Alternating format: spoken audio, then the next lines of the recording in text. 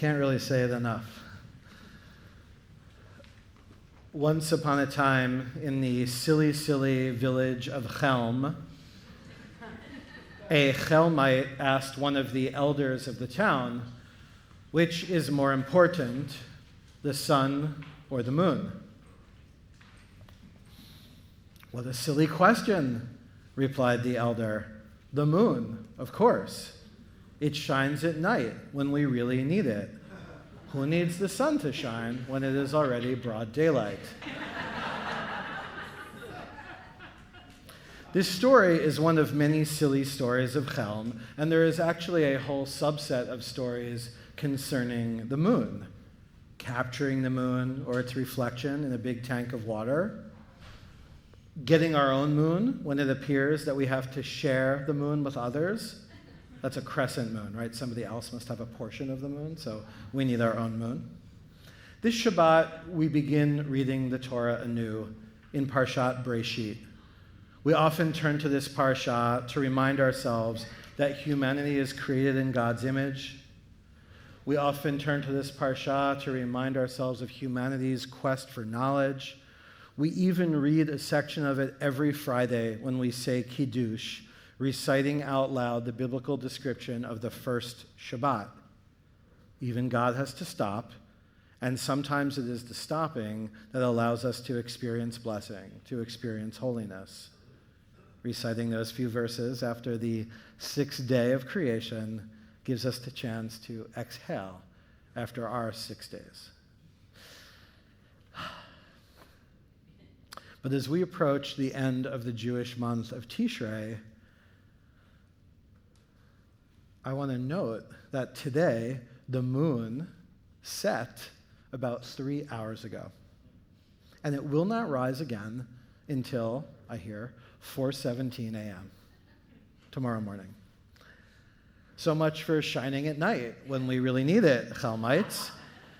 But I still want to channel our Chelmite friends for a few minutes, because I think some of the most intriguing commentary on Parshat Bereishit is actually the commentary about, you guessed it, the moon.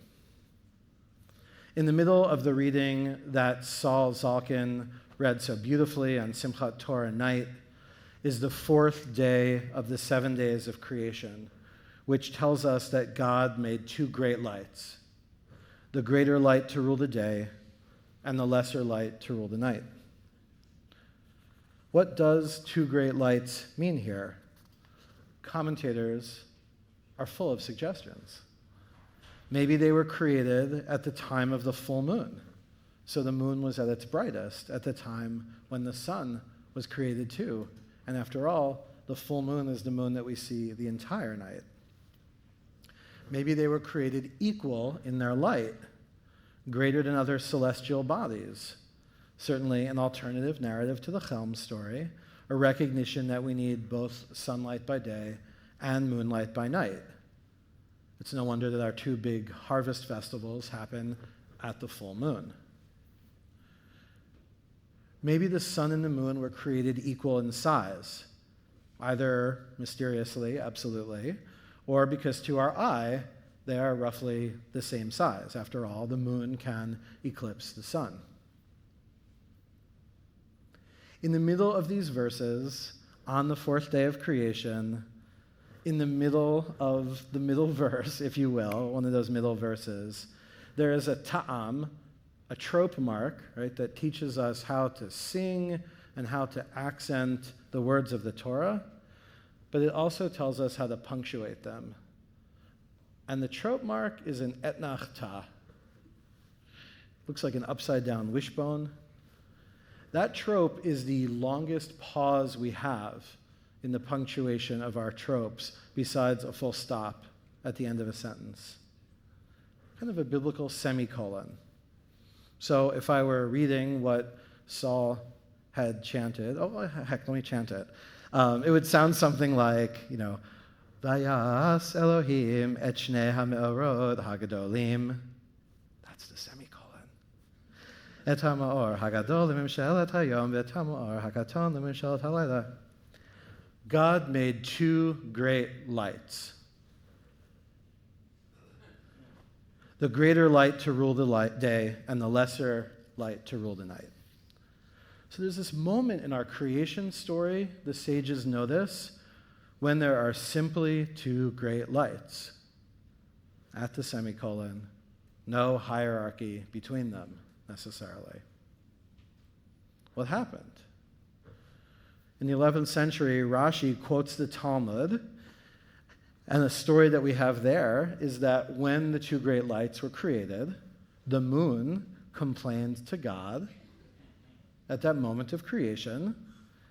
You know that thing where you have two roommates and one complains about the other, and that's the one who has to move out? So similar kind of concept here. The moon complains to God and says, Shnei Merod HaGadolim, is it really possible for two kings to share the same crown? To which God says, well, moon, have it your way. And the moon was punished and became the smaller of the two great lights. 500 years later, Yom Tov Lippmann Heller, a rabbi in Central and in Eastern Europe, wrote a volume about the moon, in which his perspective is a little different. The moon, he said, entered into its friend's domain. I don't know why this feels a little bit like Drag Race to me, kind of like, but during certain days of the month, like today, the moon can be seen in the sky in the morning and the evening, entering the domain of the sun. Since the moon does so, Scripture minimized its honor and does not refer to it as great anymore, but rather small. For it conducts itself in the matter of little people. The translation I read said, petty people. It's kind of where I was channeling a little RuPaul, who flaunt themselves before those who are truly great, saying, I am like you. These are only two of many commentaries that teach us that the moon does not behave in a particularly menschlich way at this moment of creation. But interestingly, the moon will become a symbol of the Jewish people. It may appear to be diminished compared to the sun, exiled in a way, symbolically connected to Shekhinah, God's presence that dwells with us even when we feel distant. But month after month, it will grow once again. From a queer perspective, while the moon seems to disappear, it comes out over and over again. If you're not aware of it, we even have a ritual called Kiddush Levana, the sanctification of the moon, that goes back in some form nearly 2,000 years to express gratitude that the moon has indeed come out once again. During the ritual, we talk to the moon. We ascribe greatness to its creator. We dance in front of the moon, saying, wow, just as it feels like I can touch you, but really I can't, so may the people who desire to do any harm to me think they can get me, may they not be able to cause me any harm either. The end of the ritual takes us back to that moment in creation when the sun and the moon were equal, that little etnachta trope. And it imagines restoring the moon to its rightful original greatness, which teaches us that when something that has lost its greatness, lost its wholeness, is made whole again, we take a step closer to redemption. Jewish tradition has a way of ascribing human characteristics to inanimate objects and to animals. The challah we cover to avoid its embarrassment that we choose to say kiddush over wine instead of over the bread. The mountains that argued about which one of them should have been the one at which the Torah would be revealed. The big fish that we've heard from our Cooperberg Ritmaster rabbinical intern, David, who was in a conversation with Jonah, midrashically, as they journeyed around the world together. Even the Torah scroll itself, some communities allow to stand in as a 10th person for a minyan when it's needed. And beyond our tradition being creative and playful, a big takeaway from this is that if we imagine that these non-humans can express these thoughts and feelings, how much the more so should we care about the thoughts and the feelings of real, live human beings, of one another? So the many playful narratives about the moon in this week's parashah have a way of pointing us back to the lesson that Adam, that humanity, is created in the divine image. And if we are to care about the feelings of the moon or of a challah, then surely we must relate to one another as if we are relating to God, God's self. We may read Bereishit this Shabbat, but every morning and every evening, our prayers actually describe creation in the present tense, constantly renewed in kindness, day after day. Tonight, our prayers called God Hama'ariv Aravim, the one who is bringing on the evening. And tomorrow, just as they do every morning, they call God Yotzer Or, the one who is creating light.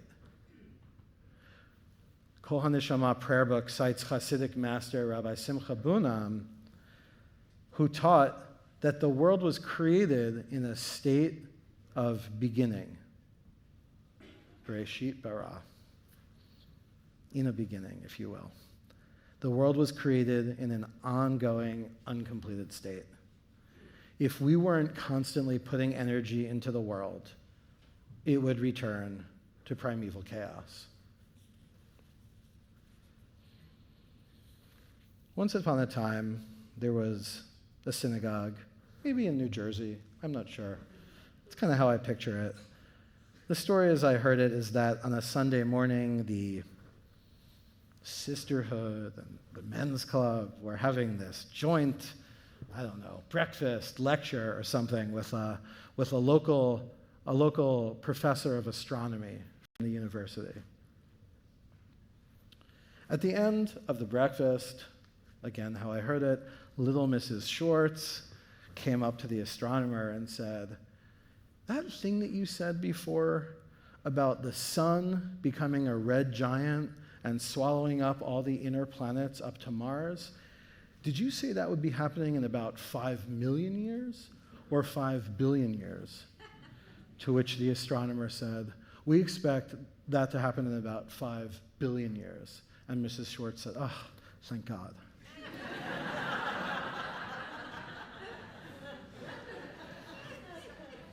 So look, I want us on this Shabbat of creation to breathe a sigh of relief ourselves with the mythic Mrs. Schwartz and her anxiety about the future of the solar system. But I want us to also relate to one another and to the whole world in a perpetual state of being. Because each one of our actions at any moment has the power to prevent the world from falling into chaos and can, in fact, shift the balance toward redemption. Shabbat Shalom. We'll move toward the conclusion of our service with Alinu, page 140. Please rise.